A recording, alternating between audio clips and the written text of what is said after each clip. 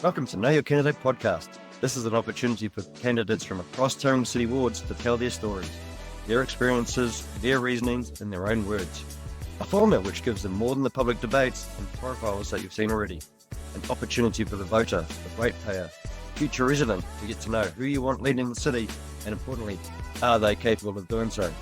Anne Pankhurst, a previous business owner, councillor and political junkie, will find out more why the candidates want to run, where they have come from, what they're going to do. So let's not wait anymore. Let's go. We're here with Bram van Berkel, and for this morning's session. Hi, Bram. How are you? Good. Not too bad. Thank you very much. Good. Welcome to the Know Your Candidate podcast series. Our format today is to take the opportunity for a longer, more conversation approach so that you, the candidate, can speak and share your own aspirations for the city.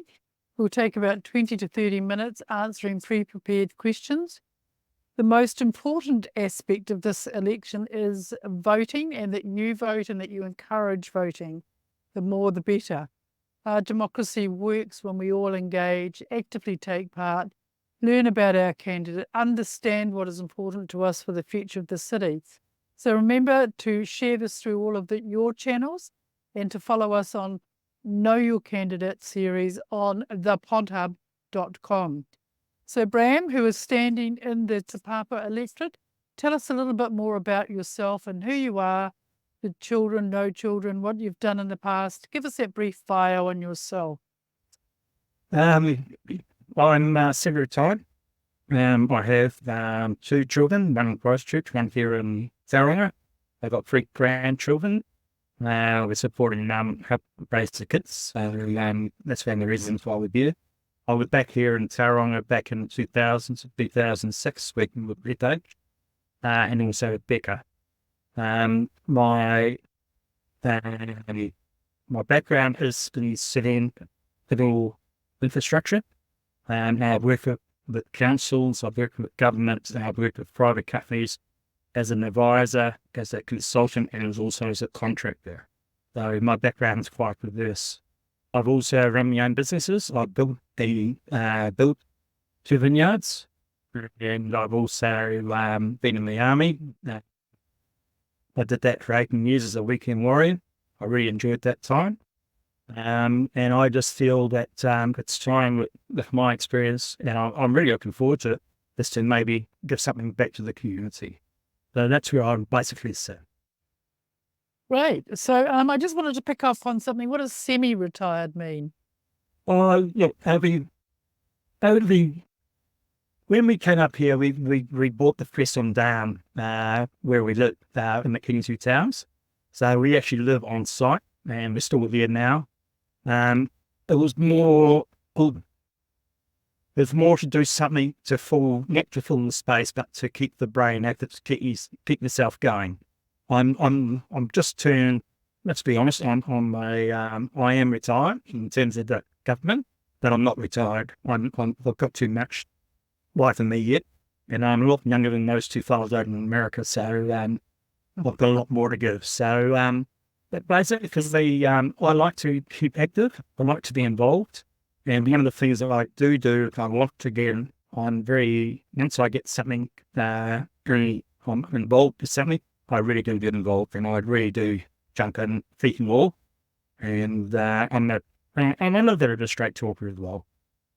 So I just wanted to kind of run through a couple of things that will tell us more about you, the person, but have you had any previous governance roles? And if so, roughly what kind of budgets were you working with in those roles? In terms of governance, I've run my own businesses, but in terms of governance, in terms of the government and that sort of stuff, all I've done is done that advice side of thing, and I've been a consultant to them. In other words, advise them and say, this is what we need to do, this is what we need to think of. And in terms of governance, in terms of a local authority or anything like that, no. Down in Central Hawke's Bay, they only have the 1 engineer down there, but I was the network manager, so we actually managed the whole network on behalf of that engineer.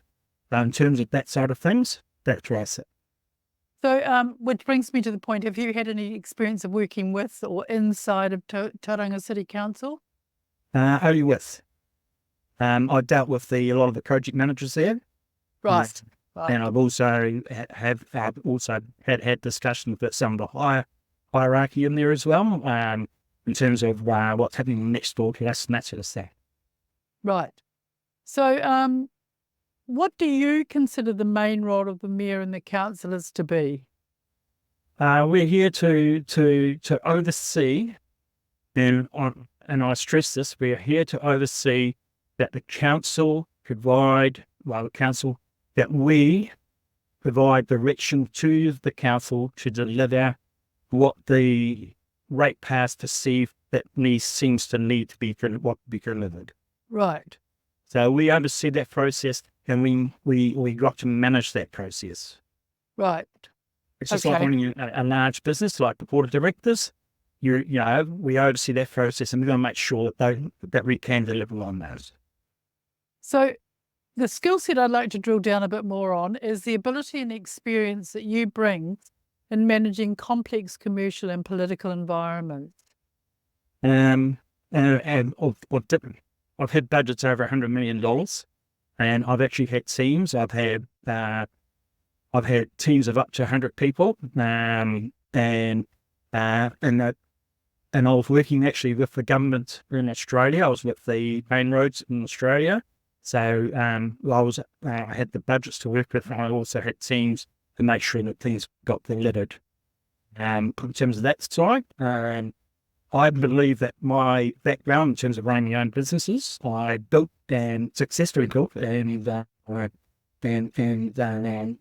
managed those jobs all the way through. I look back, in my life, and I think that we've achieved something that I'm very proud of, and something that we can actually maybe contribute to others in the future. Have you worked in many political environments? Yes. Councils and governments, NZTA, the local councils. I've worked with 3 councils. I was the network manager over in Tauranga District Council for the Dammits until they could find somebody that could fulfill that role. I did the network management down in Central Hawke's Bay, which I could mention. And here I dealt with the Tauranga City Council delivering projects on their behalf. Right. So if funding for the huge infrastructure spend is one of the biggest issues facing the city, do you have any other solutions other than ratepayer revenue? Well, I think we've got to look outside. One of the things that we did down in Central Hawke's Bay, we actually got the locals involved, and they did some of the work in the background. Now, this is at its senior step. So I think that if we can find the authentic people, what I mean by the authentic people that are willing to see the city grow and are willing to contribute, I think there's the opportunity to bring those people along with us and help the city to grow. Because I'm going to be straight up, the ratepayers can't pay for them. So I just wanted to tease out a bit of an expression you used there, work in the background. What does that mean? Are they paid? Are they volunteers? They work in the background by contributing financials. They work in the background by encouraging new developments. They work in the background by supporting the council. So what they're doing is they're giving you that feedback and that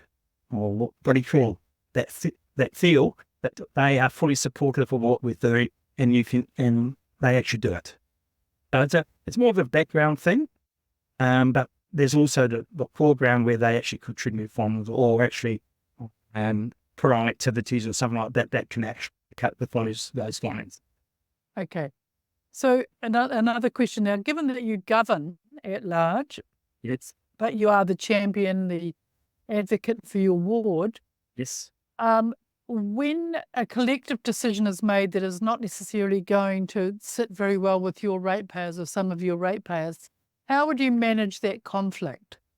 The conflict is what I need to do is get off my very careful language here. Get off your bum and go and see go and tell. That's one of the things that I've in my own experience with working with the Central Hawke's Bay District Council is to go out and talk to the people, have a cup of tea, have a scone with them, and actually just explain to them why maybe we cannot do this.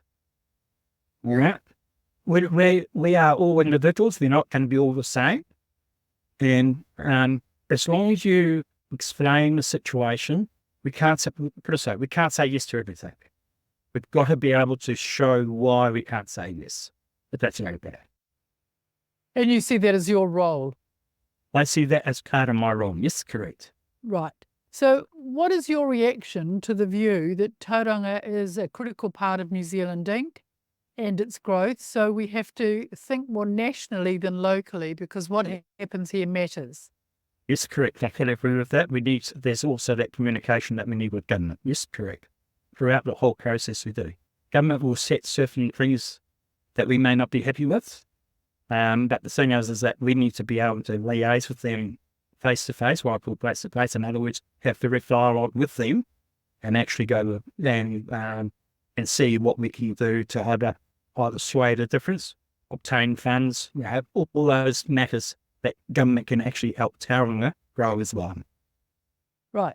Okay. So now I'm going to ask you a question a bit more challenging. How would you manage the multiple competing issues, interests that you're going to come across, like reasonable rates, new funding models, infrastructure, debt and deficit?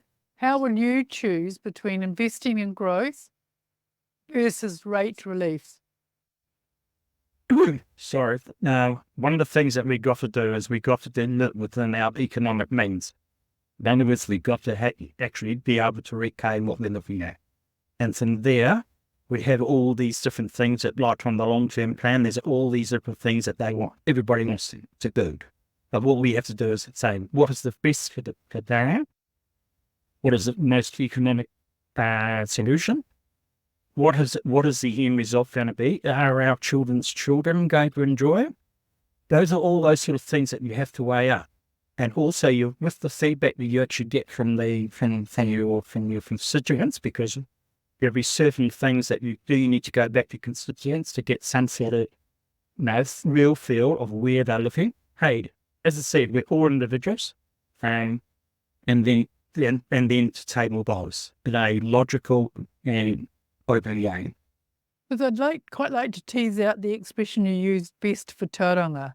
Because I'm sure you will have at the table 10 people who all consider what they think is best for Tauranga. So how will you manage that sitting at a table with some potentially reasonably inexperienced councillors all barracking for their best for Tauranga? How do you decide actually what is best for Tauranga? As I said, there's two things that will actually guide me. One is what I get the feedback from in terms of my constituents that I'm going to represent. And the other one is the economic outcomes.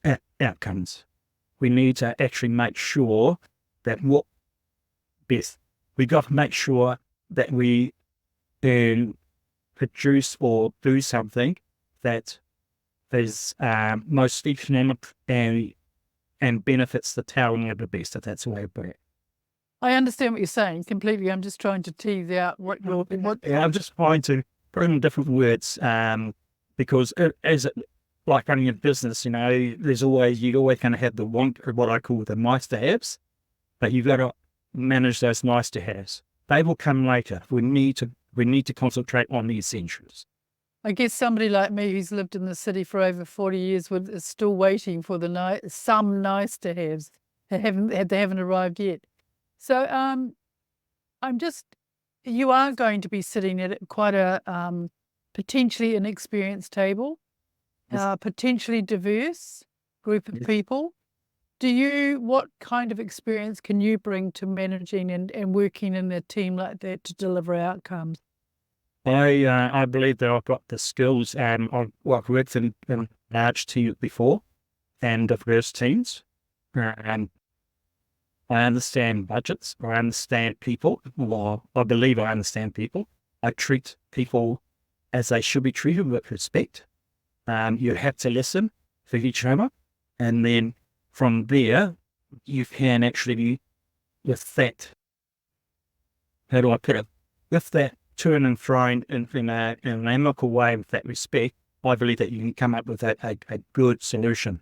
Hey, as I said, we're all individuals, but it's actually what I call treating the individual.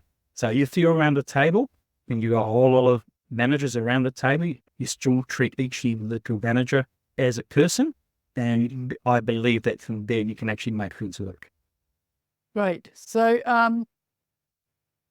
Bram, I think we've come to the end of our session, and I hope you've enjoyed it, and I wish you luck for the future, and hope that the campaign, you're going to enjoy the campaign trails. So remember to vote, remember to encourage voting, and to share this link through your networks, and to follow us on thepodhub.com. Again, thank you.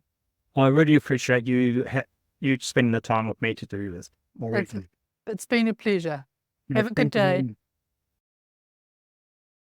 Tune in to the next episode of Know Your Candidate to be informed on who you want to run your city. Got feedback and like to comment your thoughts on the episode? Connect with Know Your Candidate on social. This has been the podhub.com experience. Check out thepodhub.com for other podcasts and how you can even do your own.